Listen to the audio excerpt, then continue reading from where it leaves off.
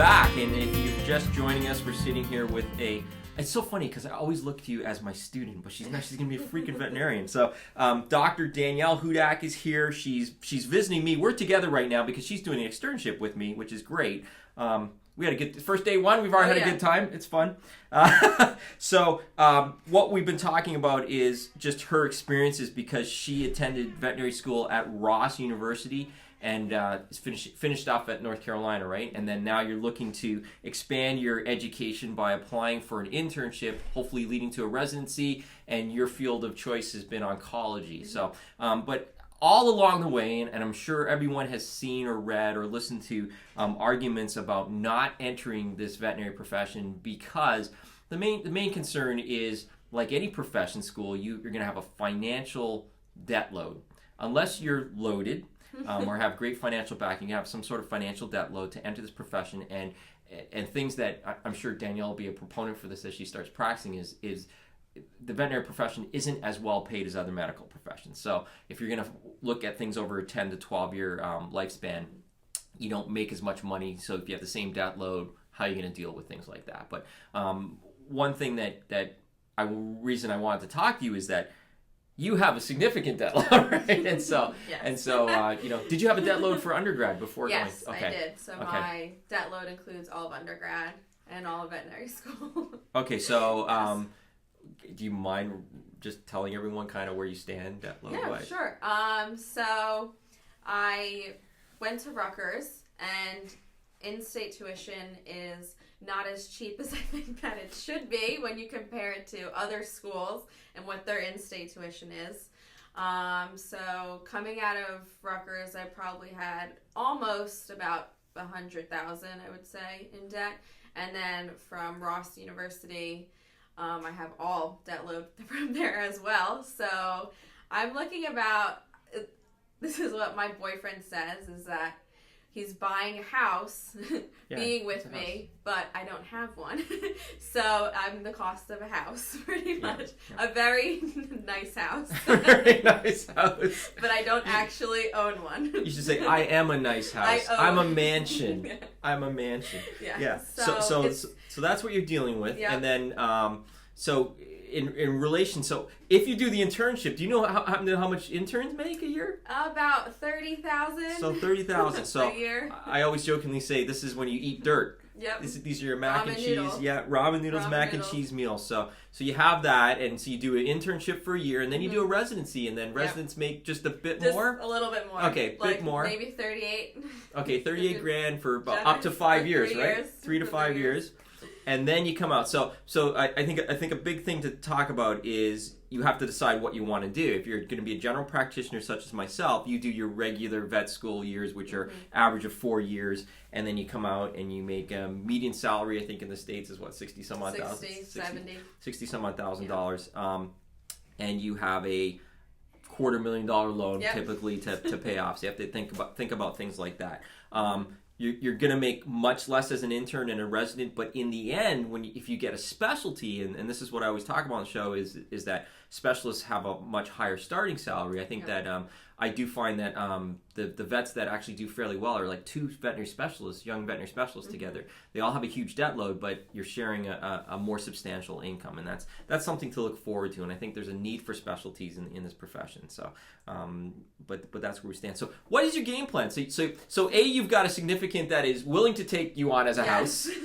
As a house, and I'm assuming makes an okay income, right? So you guys can have a lifestyle, and you're not going to go out and buy a brand new car when you graduate. You're gonna play it still smart. Live on ramen. Still live on ramen noodles and go from there. But no, it definitely was a challenge to make because my mom actually, she had talked to me about it, and she said you're going to go into so much debt just to not even make as much as what human doctors make.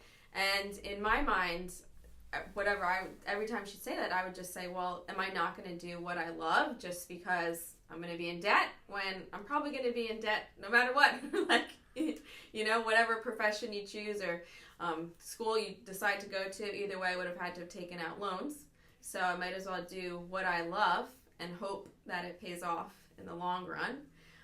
So yeah, pretty much just trying to save all of my pennies for right now as much as I can, even though it's very tough being in vet school. But they have a bunch of options for veterinary students in order to pay back your loans. So loan companies now have income-based repayments where you tell them how much of an income you're making and they have your payments based off of that. So they understand that coming out of vet school, we can't pay as much per month as they want us to when we're not making that much. So they base it off of salary.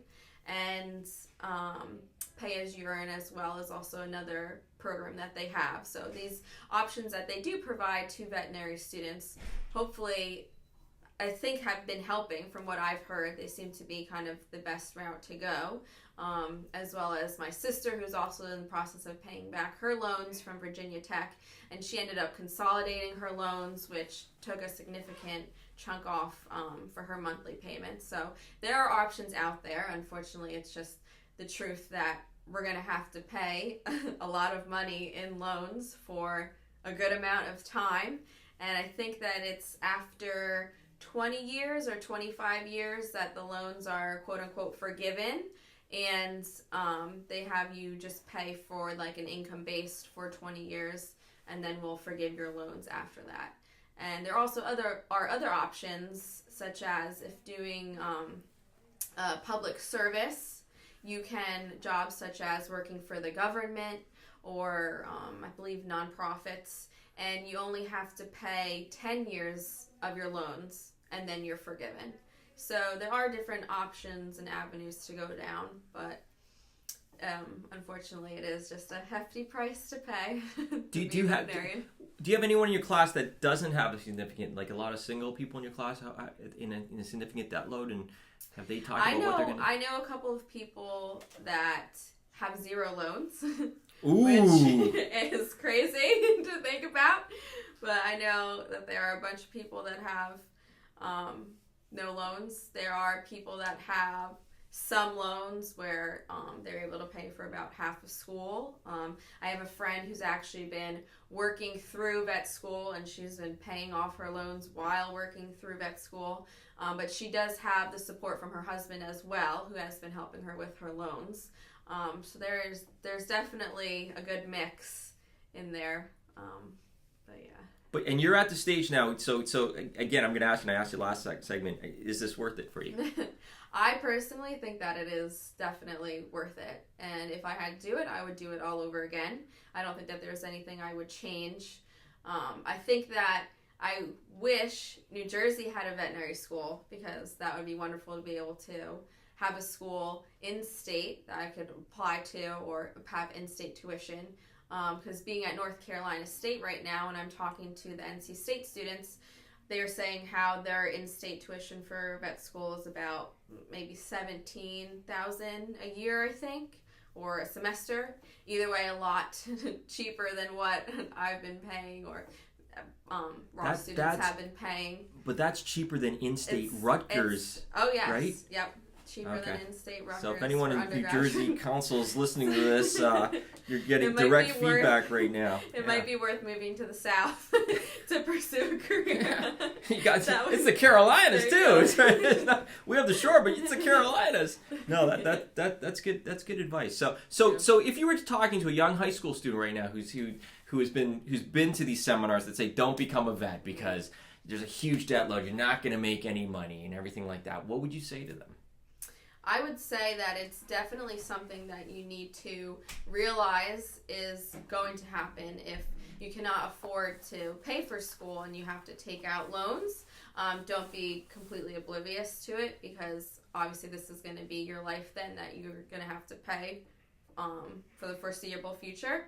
So it's definitely something that you need to consider, but I don't think that your dreams should not be pursued just because you don't have all of the financial means to pay for veterinary school.